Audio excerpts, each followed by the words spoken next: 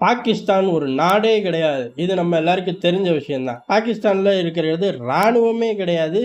தீவிரவாத கூட்டம் அப்படிங்கிறதும் நம்ம எல்லாருக்கும் தெரிஞ்ச ஒரு விஷயம் தான். இப்ப அது 2 உலகத்துக்கே தெரிய போகுது. அப்படிப்பட்ட சம்பவங்கள் தான் தொடர்ந்து அங்க நடக்குது. ஆனா, இப்படி தெரியறலாம் நமக்கு பத்தாது. வேரோட பிடுங்கி எறியணும் அப்படின்னு இந்தியாவும் இறங்கி சம்பவம் பண்ணுது. இந்தியா 2 விஷயத்த பாக்குது.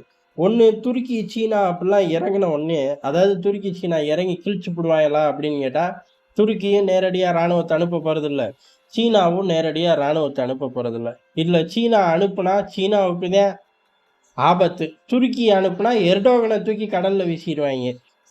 ஏன்டா நாடு இருக்கிற பொருளாதாரத்துக்கு நீ என்ன எங்கிட்டோ போய் சண்டை போடுற? அது எவ்வளவு தூரத்துல இருக்கு தெரியுமா முதல்ல? அப்படின்னு சொல்லி எர்டோகனையே தூக்கி கடல்ல வீசிருவாய்ங்க. இப்படி 2 நாடுகளோட நிலைமை இருக்கு. சீனாவை பொறுத்தவரை அவன் ஆயுதம் அப்படிங்கிறது பொம்மைன்னு கண்டுபிடிச்சிருவாங்க. எர்டோகனை பொறுத்தவரை அந்த ஆளையே தூக்கி கடல்ல வீசிடுவாங்க. இந்த 2 பயலுக வந்து பாகிஸ்தானை காப்பாற்ற போறாங்களா அப்படின்னு கேட்டா வாய்ப்பு இல்லை. பாகிஸ்தானே முதல்ல அவனுங்க வந்து நின்னா அவனுங்க மட்டும் நிக்க வேண்டியதா. பாகிஸ்தான்ல ஆள் இருக்காதாட்டுக்கு. அதை 2 நிமிஷம் கழிச்சு பார்ப்போம். ஆனா இந்த 2 வென பிடிச்ச பயலுகளோட விமானங்கள் பாகிஸ்தானை ரவுண்ட் அடிக்கவும் பேருக்குதான் ரவுண்ட் அடிச்சிச்சு. இந்தியா பாகிஸ்தானுக்கு பாடம் கற்றுக் கொடுக்க விரும்பிடுச்சு. எங்க அப்படின்னா ஆப்கானிஸ்தான்ல.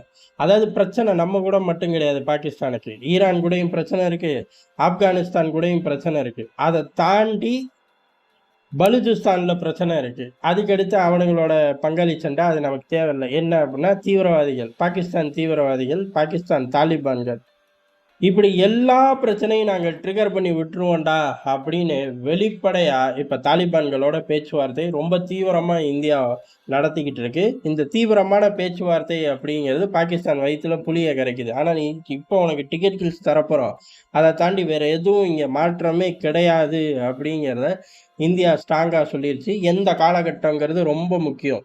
பகல்காம் தாக்குதலுக்கு தாலிபான்கள், ஆப்கானிஸ்தான் தாலிபான்களும் கண்டனத்தை தெரிவிச்சிருந்தார்கள். இது கொடூரம், அயோக்கியத்தனம் அப்படின்னு அவர்களும் பாகிஸ்தானை கண்டிச்ச காலகட்டத்தில் அங்கே இந்தியா போய் இப்போ பேச்சுவார்த்தை நடத்துது. எல்லைகள், அந்த எல்லைகளையும் ட்ரிகர் பண்ணக்கூடிய வேலையை இந்தியா செய்யுது. எப்போ நீ துருக்கி சீனாவெல்லாம் ரவுண்ட் அடிச்சல, நாங்கள் இங்கே ரவுண்ட் அடிக்கிறோம். அவனுங்க 2 பேர் ரவுண்ட் அடிச்சதோட போயிடுவாங்க. இவன் உன் மேலே பாஞ்சு பிடிவான் பார்த்துக்க. ஏன்னா இவனுக்கும் உனக்கும் நேரடி பிரச்சனையே இருக்கு.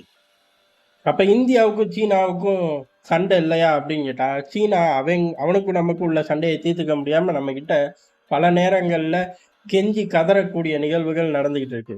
அங்க அப்படியே ரிவர்ஸ். ஆப்கான் தாலிபான்கள் கிட்ட பாகிஸ்தான் போய் கெஞ்சி கதறக்கூடிய நிகழ்வுகள் நடக்கு. இப்ப இதை ட்ரிகர் பண்ணி விட்டும் போது என்ன நடக்கும்? பாகிஸ்தான் மிதி வாங்கும். இந்த பக்கம் சீனா நம்ம கிட்ட ட்ரிகர் ஆக விரும்பவே மாட்டான், ஓடி ஒளிஞ்சிருவான். இது தெரியாம ஆரம்பிக்க போய் இப்ப கூடுதலா ஒரு பிரச்சனையை பாகிஸ்தானுக்கு கிளப்பி விட்டோம். இந்த பிரச்சனை அப்படின்னு வந்த காலகட்டம் முடிஞ்சு போச்சு. இந்திய எல்லைகள், இந்த பக்கம் ஆப்கான் எல்லைகள், அதுக்கு அடுத்து எங்க போய் நிற்கும் அப்படின்னா ஆட்டோமேட்டிக்கா இதை வெளிப்படையா ட்ரிகர் பண்ணோம். மறைமுகமா பலுச்சிஸ்தானை ட்ரிகர் பண்ணிடுவோம். அப்ப 3 இடங்களும் பத்திக்கும். 3 இடங்களும் பத்திக்குச்சு அப்படின்னா என்ன நடக்கும்? முதல்ல ராணுவம் சாகும். பாகிஸ்தான் ராணுவம் சாகும். இது தெரிஞ்சனாலேயோ என்னமோ தடாலடியா பாகிஸ்தான் ராணுவம் முடிவு எடுத்துருச்சு. என்ன அப்படின்னா வீரத்தோட துப்பாக்கியை தூக்கிட்டு எல்லைக்கு வராருங்களான்னு கேட்டா அப்படிலாம் கிடையாது. எல்லா பயலுகளும் ராஜினாமாவை நோக்கி போயிட்டாங்க. அந்த ராஜினாமா அப்படிங்கிறது லேசுப்பட்ட விஷயம் கிடையாது. ஏறக்குறைய இன்னைக்கு நிலைமை வரையும் 250 முக்கியமான தளபதிகள் ராஜினாமா கடிதத்தை அனுப்பிச்சு விட்டார்கள்.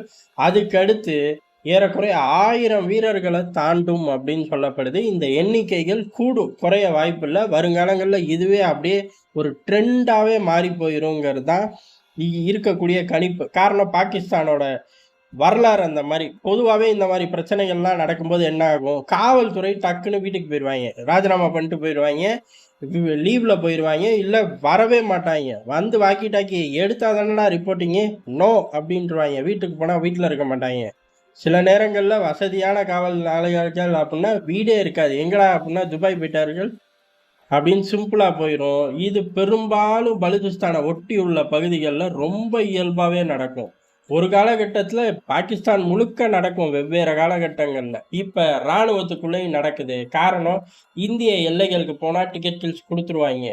அதே சமயம் அங்கே போகாமல் தப்பிச்சுக்கலாம்னா ஒரே நேரத்தில் இந்தியா 3 இடங்கள்லையும் கொளுத்த போதாட்டுக்கு அப்ப நம்ம தப்பிக்க வாய்ப்பே கிடையாது. பேசாம ஒரே வாய்ப்பு என்ன?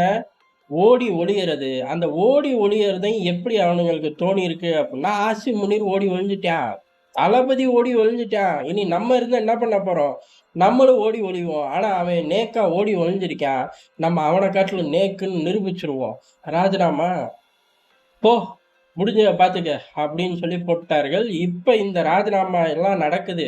இப்படி தளபதிகள் ஓடுறார்கள், வீரர்கள் ஓடுறார்கள் அப்படின்னு முதல்ல எங்க ரிப்போர்ட் ஆகும்? முதல்ல அந்தந்த லெவல்ல ரிப்போர்ட் ஆகி கடைசியில ஆசிம் முனீர் டேபிளுக்கு தான் போகும். அவன் தான் டேபிள்ல இல்லையே. ஆசிம் முனீர் அப்படிங்கிற ஒரு தீவிரவாதி ராணுவ தளபதி போர்வையில இருந்து இப்ப அந்த இடத்துலயும் இல்ல. எங்க ஓடி போயிருக்கான்னு அவனுங்களுக்கே தெரியல. அதனால இதெல்லாம் குற்றச் செயல். எது? ராஜினாமா பண்றதெல்லாம் குற்றச் செயல் அப்படின்னு ஆசிம் முனீரோட அலுவலகம் தெரிவிக்குது. முடிஞ்சு போச்சா? இவ்வளவு பெரிய பிரச்சனை. இப்ப ராணுவ தளபதி தான் வந்து ஒரு வீர உரை ஆற்றணும். அந்த வீர உரைக்கு அடுத்து ஓடி போனவன் பூரா திரும்பி வரணும். நேத்து பிறந்த குழந்தை கூட ஓடி வந்து எல்லைகள்ல நிக்கணும். அந்த அளவு ஒரு வீர உரை ஆற்றணும். இந்த ஆளுக்கு எங்க வக்கு இருக்கு? இல்லாத பொல்லாத திண்ணையில உட்காந்து பேசுற கிழவி கூட தோத்து போயிரும் ஆசிம் முனீர்கிட்ட. அந்த அளவு திருட்டுத்தனமா பேசிக்கிட்டு இருப்பான். அப்படி பேச்சேக்கே இப்ப ஆள் இல்ல. அட்ரஸே இல்ல. அதனால ஆசிம் முனீரோட அலுவலகம், தளபதியோட ஆபீஸ் அப்படின்னு சொல்லிதான் அறிக்கை வெளியிடப்படுது. என்ன அறிக்கை அப்படின்னா, இது வந்து குற்றச்செயல். ஏத்துக்கவே மாட்டோம். இந்த மாதிரி இக்கட்டான நேரத்துல ராஜினாமா பண்றது ராணுவத்துக்கு அழகில்ல, ராணுவத்துல பழக்கம் இல்ல, ராணுவத்துல சட்ட திட்டங்கள் இல்ல. அதனால ராஜினாமா கிடையாது.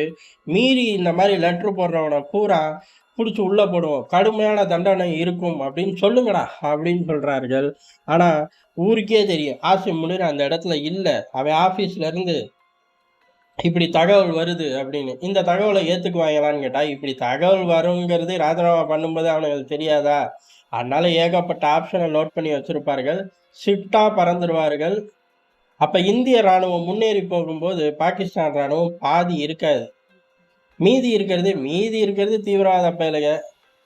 ஈஸியா நம்ம வேட்டையாடிட்டு போயிடலாம் அப்படிங்கிற சூழ்நிலை. யுத்தத்தை ஆரம்பிக்கிறதுக்கு முன்னாடியே அங்க நடுக்கம் தெரிய ஆரம்பிச்சிருச்சு. இன்னும் யுத்தத்தை ஆரம்பிக்கும் போது பாகிஸ்தான் அப்படிங்கிற ஒரு நாடே இருக்காதுங்கிறது தான் யதார்த்தமான உண்மை. நன்றி, வணக்கம்.